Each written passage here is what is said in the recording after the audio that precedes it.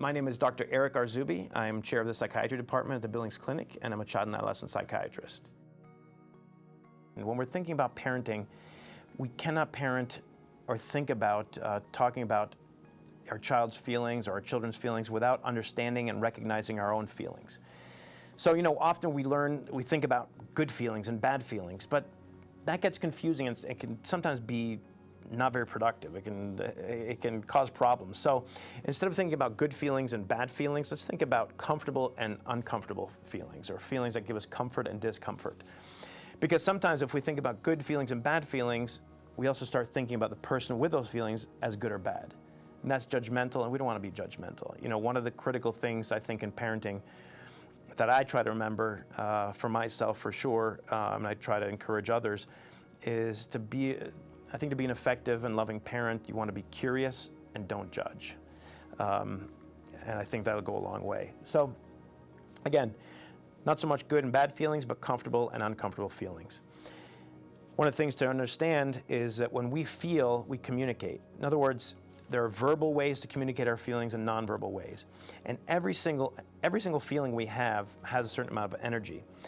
And when we have sort of these uncomfortable feelings, you can think, right, if you're anxious and worried, or you're angry, you're jealous, these have energy, and it makes us want to express them. So we need to just be aware of what we're feeling. I think all the time, I think it's important to try to be as aware as possible of our feelings, but especially around our children, and what impact our feelings might be having on how we're interacting with our kids.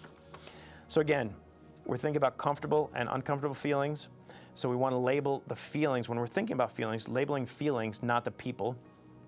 So if I have an uncomfortable feeling, I'm going to do my best not to label myself as, well, gosh, that's a bad feeling, so I'm a bad person.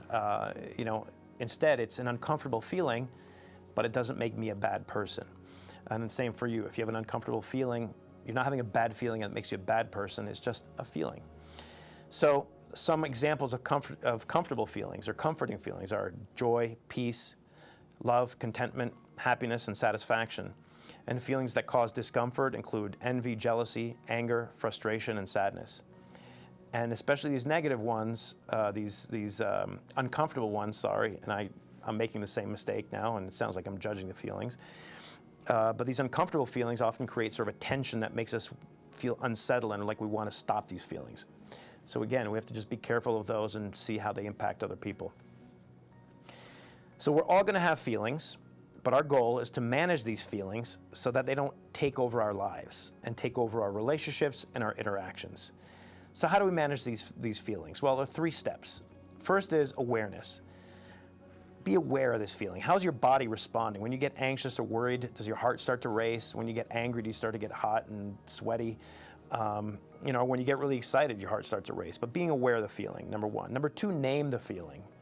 Naming the feeling is critical, right? Because then it goes from something that's sort of out there and vague and not real to, it feels real, but you're not quite sure what it is. And if you can name it and say, well, I'm feeling angry, or I'm feeling jealous, now you have a name to it and you can start addressing it better.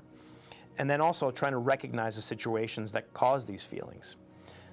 So that's the first step. Second is acceptance. Accept a feeling. It doesn't matter what you feel. It's okay to feel anything. What you do with that feeling, that's a different story. But whatever feeling you have, it's okay. Don't judge your feeling. And you're not a bad person for having certain feelings. And again, I'm talking to us as parents and adults here. No matter, if you're angry at your child or you feel resentful, you have these feelings are okay. The problem is, the issue is you really don't want to act out on these feelings in a way that hurts your relationships with your children or other family members. But don't deny or mask or pretend that the feelings aren't there, okay? Then finally is communication. This is key, right? You can have all these feelings, but now how do you communicate these feelings in a way that's productive and doesn't hurt your relationships? So think about these 3 rules when you think about communicating. 1 is respect yourself. Don't hurt yourself. Don't judge yourself. Don't talk bad to yourself. Respect others. Don't hurt others. Be gentle. So be gentle. So really be gentle with yourself and be gentle with others when it comes to communicating feelings. And respect the environment. Don't break things. Don't destroy things. Don't hurt animals or nature. Just respect everything else. But be gentle with yourself. Be gentle with others and respect the environment.